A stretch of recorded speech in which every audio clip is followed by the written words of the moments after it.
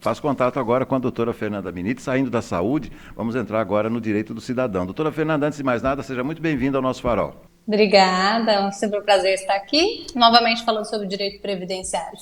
Bacana. Pois é, hoje até um assunto aparentemente simples, mas eu tenho percebido muita gente que continua com dúvida em relação aos novos procedimentos adotados pelo INSS em relação à tão conhecida prova de vida, doutora. A senhora poderia nos dar um panorama atualizado sobre essa situação, por gentileza? Claro, o que acontece? A prova de vida, ela causou muito, as pessoas ficaram com muito medo no período da pandemia, porque no período da pandemia houve a suspensão da prova de vida e algumas formas alternativas de se fazer essa comprovação. Porém, agora já em 2022 já retornou a prova de vida, a obrigatoriedade dela, mas se inverteu. Antes a pessoa que deveria comprovar que ela estava viva. Agora, a partir de 2022, o próprio INSS consulta os órgãos governamentais para verificar se a pessoa está viva. Então, se ali já for encontrado algum documento, algum indício de que a pessoa ela continua, ela não teve óbito, aí o INSS já vai fazer esse contato e já continua o benefício. A pessoa não precisa mais se deslocar para ir ao banco ou para ela comprovar para manter esse benefício.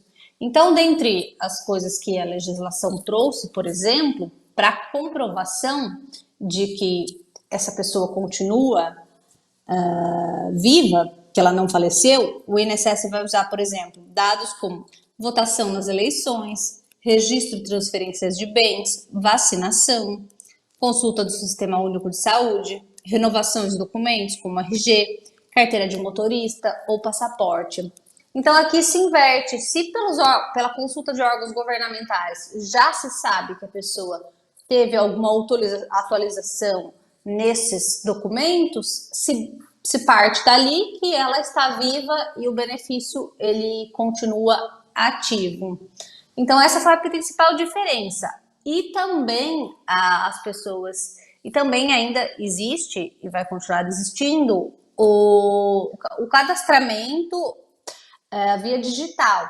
Então, na verdade, a pessoa, para comprovação, ela também pode acessar através do aplicativo do Meu INSS e comprovar e fazer a sua prova de vida pela biometria facial, que aí o INSS ele vai utilizar da base de dados do Detran ou do TSE e vai confrontar os documentos que a pessoa já tem nesses órgãos com a própria pessoa que estiver fazendo essa realização de vida via digital. Então ali o INSS, né, através do aplicativo do Meu INSS, pede para a pessoa para ele fazer a leitura facial dela, virar para a direita, virar para a esquerda, mexer o rosto para poder captar a imagem e confrontar com as imagens e com os dados que ele tem nesses órgãos. Então, hoje em dia, não precisa mais ir ao banco para fazer. A prova de vida está sendo feita, ela pode ser feita eletronicamente, de forma digital, então pelo canal do Meu INSS online, ou o próprio INSS que vai atrás, que verifica com base nos seus registros, nos registros dos órgãos, não apenas só do INSS, nos registros dos órgãos governamentais, se a pessoa teve alguma movimentação que indica que ela esteja viva. Perfeito, perfeito. Deixa eu fazer uma pergunta para a senhora, doutora. Tem muitos benefícios que são pagos, por exemplo, para filho, cai na conta corrente de um filho ou de uma filha, né?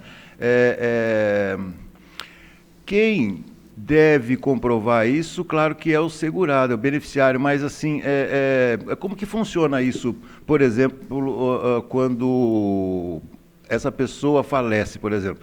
Essa comunicação, obviamente, tem que ser dada pelo filho ou por algum herdeiro legal, né, doutora? Sim, eles têm que comunicar o falecimento para eles, né, para não continuarem sendo depositado esse período após o falecimento. Na verdade, existe um dispositivo no código, nos cartórios, que o óbito ele é para ser comunicado e comunicado ao INSS. Mas isso não é tão rápido, e isso, assim, ele tem a previsão legal, mas nem sempre de forma tão eficaz isso acontece. Por isso que a gente vê alguns períodos em que a pessoa falece e os filhos, os herdeiros, enfim, ainda continuam recebendo aquele resto de benefício até o INSS descobrir. Só que aí isso seria uma fraude, né? Um crime que ela não poderia estar recebendo.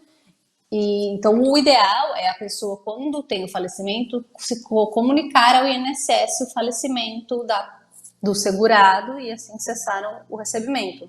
Se tiver algum valor devido, aí sim, algum resíduo, algum saldo que o segurado deveria receber e não tenha recebido, aí o herdeiro, sim, ele pode receber. Mas se não lhe pertence, aí não. E essa comunicação, obviamente, teria que ser formal, né? Através da exibição de certidão Sim, de óbito, por exemplo, né? isso. Perfeito, perfeito. Bom, se deu para a gente tirar bastante aí as dúvidas em relação a essa questão, que é sempre recorrente, porque muda a todo instante, né, doutora? Acho que a senhora esclareceu muito bem aqui para aqueles que nos ouvem e nos assistem também. Doutora Fernanda, muito obrigado mais uma vez aí pela contribuição ao nosso programa. Só posso lhe desejar agora uma boa sequência, uma ótima semana e até segunda que vem, doutora. Obrigada, eu que agradeço. Uma ótima semana para todo mundo, para todos nós. Valeu, muito obrigado. Ótimo programa.